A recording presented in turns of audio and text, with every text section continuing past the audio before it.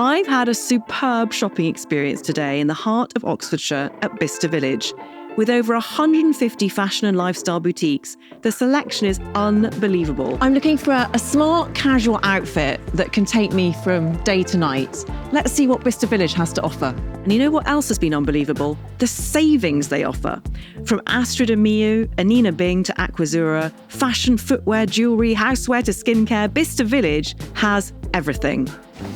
I mean, again, the colour is just so good and it feels so nice. I really like it. Not only that, they offer so many delicious restaurants to choose from as well. I'm off now to Cicconi's for a late lunch and a glass of bubbly. Cheers. I love it here. And did I mention, it's only an hour on the train direct from London? To enter a prize draw to win £500 worth of shopping at Bicester Village, follow the link in the description. T's and C's apply. And I think one of the things that I always notice in your performances is you're thrown into what most people would find incredibly intimidating situations. James Bond franchise, like, facing a racist backlash because of your casting, becoming the only woman in that franchise to have a double O number. But I remember in 2015 seeing you on stage in Chichester.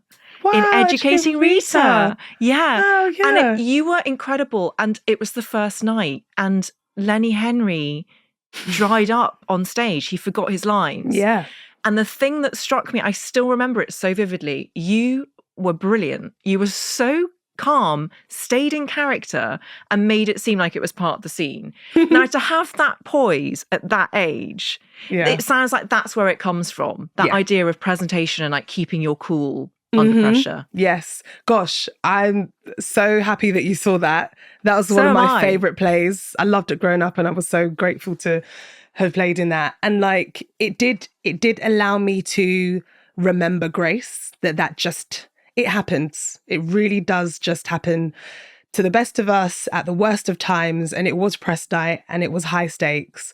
But I have two slices of training to fall back on: my childhood training and my upbringing, and my drama school training, which taught me to just carry on, always carry on, never let on that anything's wrong, because the audience may actually go with you if you continue this stream of what we're doing, what's happening, I don't know where I'm let's leave the stage because we need to find some help.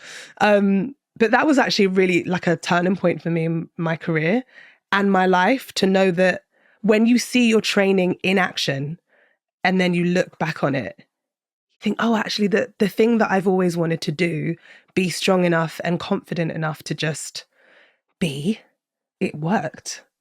It really worked. Fascinating. And I also wonder if that's why you're so good at playing special agents. Because not only did you play one in the James Bond movie, but you're now playing one in The Day of the Jackal, an MI6 agent called Bianca. Yeah.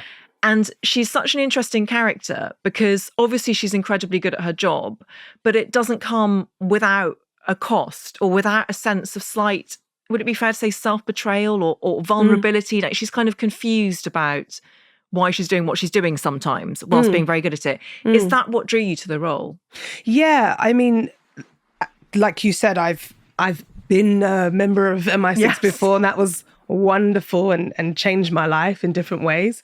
Though when I read this script, I thought, oh, this is a real nice opportunity to dive back into that world and explore how women of that, of that world, of that thinking, of that mind and experience come to be there, and how they handle the rest of life whilst being this quote unquote superhero that everyone sees them as being like, oh, they're very aloof and they travel a lot and they've got so much responsibility and they're highly skilled. But that doesn't come without questioning oneself, knowing how to use your vulnerability, balancing family and having a household, and also remembering who you are in your core. I don't think that Bianca was given much opportunity in her quest for being the best to just calmly be who she is, because who she is alone is not good enough. Who she is with all of the other qualities she's picked up throughout her career and the training and being the best, that's what's valued. So I think that playing someone like her, who has so much to contend with. There's so many complications in her life and in her mental state is really juicy. It's really interesting, but a really good character study on how women in the workplace deal with life at the same time. There's a couple of moments in the show where you see her deal with the effects of things and then pocketing that or shelving it and then carrying on. And I rewatched that the other day, having been in the edit in post for months and months now. I rewatched it the other day and I was like, this is every woman I know in the workplace. Something's gone wrong, or they get a text or get a phone call, or their boss has said something that they don't want or didn't get that promotion. And then they've had to kind of find something in themselves to anchor them in who they are. And it's just so hard. And we never get to like really discuss it on screen. So I'm really glad that Bianca exists in that world, in a high-powered, very tense and boiling environment whereby she can do both. Because women are not just both, they're like 1 million things at the same time and never get any credit for it, as you know. Yes. It's kind of like a pattern of the world. Yeah.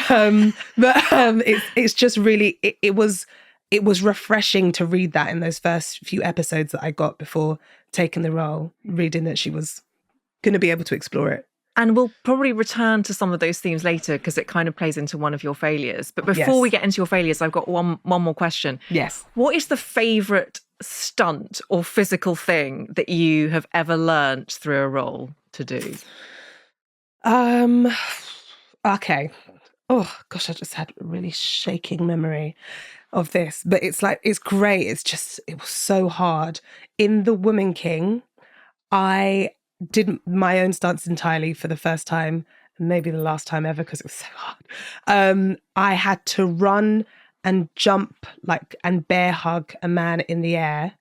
And as he turned to drop on the floor, I had to stay on him, turn around, land on my back, kind of roll past my back and land on my feet. I don't know if that makes sense. It does make sense, but that is some serious acrobatics. It's insane. I'm not an acrobat, nor am I a gymnast, I started ballets, finished very early, I played sports, didn't finish them all. I don't have the full equipment to have known how to do that, but I'm impressed that someone thought I could do that and that I eventually did do it. Because it goes back to the knowing that I can do something that allows me to even agree to do it. It's strange and it was terrifying at the beginning. But once I saw that I was safe and secure and that people have my best interests at heart, it just became such an empowering thing to do. That's such an amazing metaphor for how I see failure, which is... it's not quite as challenging as jumping and meeting a man in a bear hug midair and then flipping over and landing on your feet. But it's that sense of once you've lived through something that was really challenging at the time, it gives you the strength and the self-confidence to look back and think, well, I withstood that, so I can probably withstand the next thing. Yes. And I think that that's such an empowering realization. Yeah, it is. And it's forced me to be kind to myself when that doesn't happen, because I know that is something that can come because we're capable of anything as human beings. But if that isn't a part of who I am, or if I don't achieve that, if I fail at that sometimes, then that's okay, because I have had a string of muscle memories where that does happen, and then suddenly it doesn't, and it's jarring because I'm like, it's not what I do anymore. This is my routine. I start this, I go through this process, and this happens. So yeah, the art of being kind to yourself whilst finding those things that eventually become part of your character, it's a slow lesson.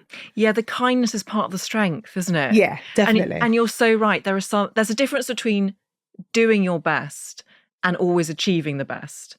Actually, it's the doing that's the important bit. But it's sometimes hard to remember. Yes, definitely. And also, everyone else is maybe not at the same time as you, but they're going through a different version of the same thing. So it may appear, we always appear to be something that we're not, because we want to be more confident and, you know, seem like we have it together, and just we have our outside of the house face, and then we have the inside the house face where we're like, what is going on? Just a mess of neuroses. Yeah, basically. But like, there's so many people who, if you actually allowed yourself to be like, I'm struggling here, are you feeling that too? They'd be like, God, yeah, me too. Oh my gosh, I'm so glad I can exhale now and actually talk about it. So yeah, the art of talking as well is something that talking and sharing is something that I've learned to utilize over the years. Thank you for watching. Make sure to check out the full episode of How to Fail on your preferred podcast platform, and also be sure to follow us on social media for the latest updates.